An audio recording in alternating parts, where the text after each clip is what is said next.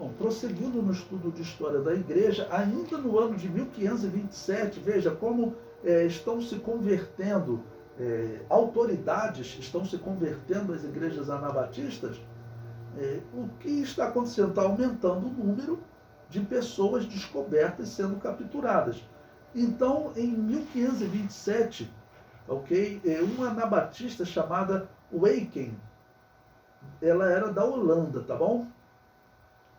Ela foi julgada por rejeitar o batismo de recém-nascido. Esse foi o julgamento dela. Então eu coloquei o exemplo aí, extraído do livro dos Mártires. É sempre um livro que eu recomendo vocês comprarem. E o testemunho dela é tão forte que eu resolvi colocar aqui ele completo para vocês poderem ver. Ele diz o seguinte: no dia 15 de novembro de 1527, Weyken, filha de Claes, foi levada da prisão do castelo de Orden para Haia. No dia 17 deste mesmo mês, o conde Hoogstraten, governador da Holanda, se encontrou neste mesmo lugar. No dia 18, Weyken foi conduzida perante o governador e seu conselho. Foi uma mulher que fez o interrogatório que segue. Ela pergunta: você considerou bem tudo o que lhe propuseram? E a irmã respondeu, a irmã anabatista: continuo firme naquilo que já disse. Se você não mudar de ideia e abandonar o seu erro, terá que se sujeitar a uma morte intolerável. A irmã responde: se vocês receberam poder do alto para infligir tal morte em mim, estou dispostas a sofrer. E aí o inquisidor, uma inquisidora, prossegue: você não teme a morte, que na realidade nunca experimentou? E a irmã responde: é verdade que nunca experimentei a morte e nunca vou, porque Cristo disse: se alguém guardar a minha palavra, jamais verá a morte. O homem rico experimentou a morte e experimentará durante toda a eternidade. E a inquisidora responde, pergunta, né? Como você encara os sacramentos da igreja? Encaram os seus sacramentos como pão e farinha. E se vocês os encaram como Deus, transformam-se em seu diabo. Como você encara os santos? O único mediador que conheço é Jesus Cristo. Se você não mudar de ideia, terá que morrer. E ela disse: já estou morta. Se já está morta, como é que fala? Quem fala é o Espírito que habita dentro de mim. O Senhor está em mim e eu nele. Você deseja se confessar? Perguntou a inquisidora. Eu confesso meus erros a Cristo. Contudo, se tiver falhado com alguém, peço-lhe perdão. E quem lhe ensinou a pensar dessa maneira? Ou o que foi que aconteceu que a faz pensar desse jeito? E a irmã responde: o Senhor chama a todas as pessoas. Eu sou uma das ovelhas dele e, portanto, escuto a sua voz. E ele chamou apenas você. A pessoa parece que já fala, já ironizando, né? Não, porque o Senhor chama a todos os que estiverem oprimidos. E prossegue: depois de um interrogatório longo, Weyken foi levada à prisão novamente. Durante os 2 dias seguintes, muitas pessoas, entre elas monges, sacerdotes, mulheres e amigas chegadas, a tentaram de todas as formas possíveis. Notemos especialmente o caso de uma mulher que lhe implorou da seguinte maneira: querida mãe, por que você não guarda sua doutrina no seu coração sem dizer nada aos outros? Então não seria preciso morrer. Ou seja, essa chega, né, uma mensagem do maligno, né, dizendo: é só não testemunhar sua fé. Mas isso é impossível para o cristão. Isso é impossível. É impossível para o cristão pela transformação que ele sofre e porque é uma ordem de Cristo. Então, quem sofreu essa transformação, ele vai pregar isso, né? Então, a Anabatista responde: querida irmã, eu sou obrigada a falar e, portanto, não posso me calar. Né? Usando como o apóstolo Paulo, que disse: isso me é imposto. Né? Falar a mensagem de Deus é uma imposição ao cristão. E a inquisidora pergunta novamente: nesse caso, temo que você tenha que morrer. Mesmo que me queimem diz a irmã, mesmo que me queimem amanhã ou me afoguem dentro de um saco, não importa. Aceito o que o Senhor ordenou para mim e não quero que seja de outra forma. Continuarei firme no Senhor. E a inquisidora, se for só isso que você fez, espero que não morra. A morte não me preocupa, respondeu a irmã. O que me preocupa são todas essas pessoas tão boas, embora cegas. Peço a Deus que os ajude. E isso aqui, dando uma pausa para comentar a vocês, era sempre um problema para os católicos, né? Porque eles não queriam que as pessoas falassem. Porque isso era feito normalmente em praça pública e as pessoas podiam ir ver a pessoa, né? Ou seja, um testemunho desse vai fazer o quê? Vai aumentar a fé das pessoas e vai aumentar o número de convertidos. O livro prossegue. Vieram 2 padres, um para ouvir a sua confissão e o outro para instruí-la. Este último, mostrando-lhe um crucifixo, ele pergunta, veja aqui o seu Senhor e Deus. Aí a irmã responde, este não é meu Deus. A cruz na qual o meu Salvador morreu é bem diferente. Esse crucifixo é um Deus de madeira. Jogue-no no fogo, para assim se aquecerem. Ou seja, ele não é o meu Cristo. O outro padre então diz, você não quer receber o sacramento no dia da sua morte? Para mim seria um prazer atendê-la. A irmã responde, qual é o Deus que me dariam? Um que perece? Um Deus que se compra no mercado? Olhando para o padre que queria rezar missa no dia da sua morte, disse, você está querendo crucificar o Senhor novamente. E o padre prossegue, parece-me que você está muito enganada. E ela diz, não adianta, o que tenho eu recebi do Senhor e Deus, a quem dou honra, louvor e toda a minha gratidão. E ele pergunta, o que acha do azeite sagrado? A irmã diz, o azeite vai bem numa salada e serve para conservar os sapatos da gente. Mais uma vez, foi levada ao tribunal. Foi neste lugar que um monge colocou um crucifixo em sua frente. E ele pergunta, você gostaria de mudar de ideia antes de ouvir a leitura de sua sentença? E ela disse, continuo firme com meu Senhor, nem a vida nem a morte me separarão dele.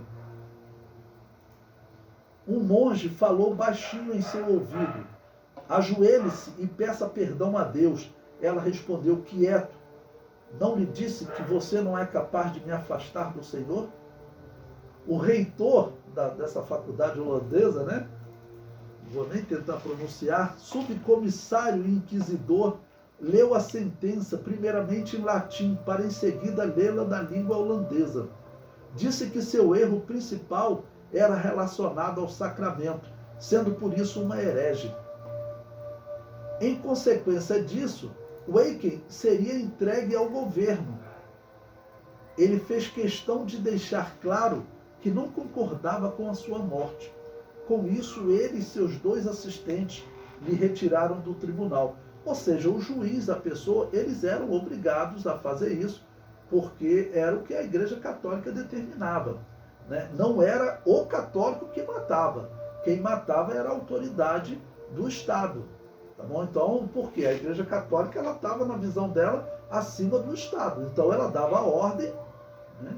E a ordem vinha no entender deles de Deus. O que a Igreja Católica dizia, Deus falava com o Papa, com a Igreja Católica, todas essas questões religiosas era ela que decidia. Mas quem matava era os juízes, a pessoa, o governo, né, civil. Isso aí é usado por alguns católicos para dizer, olha, eram os príncipes, os reis que matavam. Não era.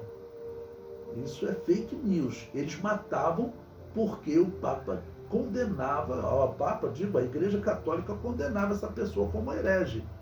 E dizia para os governantes que herege era algo muito perigoso, que eles traziam doenças, né, que essas pessoas tinham que ser queimadas e não ficar nada neles desse mundo. Então, os juízes, eles obedeciam o que era acordado entre os legisladores e os papas. né? Alguns legisladores, em alguns momentos, desafiaram, foram ameaçados, outros não acataram a ameaça, outros acabaram cedendo, né? O comentário prossegue. O juiz imediatamente leu a sentença secular, afirmando que, em virtude da sua obstinação, teria que ser castigada. Portanto, seria queimada até ser reduzida a cinzas, e toda a sua propriedade seria confiscada. Travou-se o seguinte diálogo entre Waiken e um monge. Waiken, é só isso? Peço-lhes que, se em alguma coisa os tenha injuriado ou ofendido, que me perdoem. Então o monge diz, mostrando o crucifixo: agora dê um beijo no seu Senhor e Deus. E ela repete: este não é meu Senhor. E o monge, enquanto saíam do tribunal, dizia: rogue a Virgem Maria que interceda em seu favor. E ela diz: a Virgem Maria vai muito bem com Deus. E ele diz: rogue que ela lhe ajude. E ele diz: temos a Cristo que está sentado à destra do Pai. Ele ora por mim. E o monge, já caminhando para o lugar onde ela seria executada, mostrando o crucifixo novamente: contemple o Senhor que morreu por você. E ela: este não é meu Senhor e Deus. O meu Senhor está em mim e eu nele. E ele diz: pense bem, você quer condenar todos esses cordeiros? Acha que todos estão condenados? Por que de condenar esses cordeiros? Essas crianças, né? Porque o que eles diziam as crianças que não fossem batizadas, elas, se morressem, elas iam ficar andando como vagalume, elas iam ficar no purgatório das crianças, que era o limbo, né? E ela diz: não todos, é Deus quem julga as pessoas, monge, você não teme os severos juízos de Deus? Ela diz: Deus não veio para condenar os pecadores, mas sim para dar-lhes paz. Você não teme a sentença que acabou de receber? Não tem medo de morrer na fogueira? E ela disse: não, sei como permanecer firme no meu Senhor. Já no lugar da execução, havia alguém que lhe disse: mãe, olhe para o povo e peça o seu perdão, caso tenha ofendido alguém. Isto ela fez para, em seguida, ajudar os carrascos a colocar um saquinho de pólvora no pescoço. Novamente, o monge tentou com o crucifixo, mas ela o afastou, com as seguintes palavras: como é que você me tenta? Meu Senhor e Deus está lá em cima. Ela se mostrou alegre, como se estivesse indo para um casamento, não mostrando qualquer receio no fogo, né? Aqui vou dar uma pausa, algo que eu comentei com vocês nas histórias que é contado da igreja primitiva sendo perseguida pelo Império Romano, tá bom?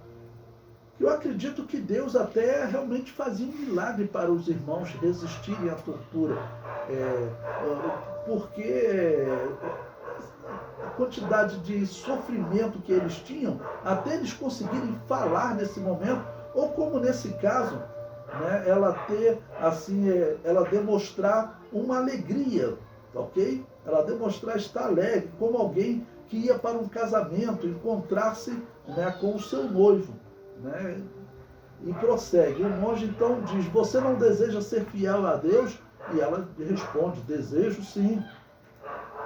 Chegou a hora de enfrentar o fogo. Rogo-lhe que mude de ideia. E ela diz: estou feliz, seja feita a vontade do Senhor. Então o monge diz: esta não é a vontade de Deus, não se afaste dele. E o carrasco diz: mãe, fique com Deus, não se afaste dele. Com isto, esta mulher piedosa se colocou na posição certa para facilitar o serviço do carrasco. Quando este quis colocar uma corda no pescoço para garroteá-la, Waiken tirou o seu véu com as próprias mãos, a colocou. E então o monge disse: mãe Waiken, você está feliz de morrer como cristã? E ela disse: sim, estou. Você realmente renuncia a toda heresia? Ela disse: sim.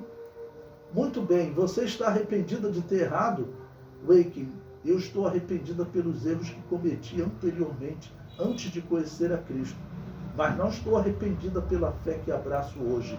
Este é o caminho da verdade e quero continuar com Deus. Ao dizer essas palavras, o carrasco começou a garroteá-la. Ela, sentindo a corda apertar, fechou os olhos como se estivesse dormindo, morrendo no dia 20 de novembro de 1527. Essa história também relatada no livro Espelho dos Mártires. Então veja o exemplo de como os católicos, eles, a partir desse momento, a perseguição vai aumentar, porque começarão a surgir notícias de anabatistas e então a violência vai aumentar contra eles.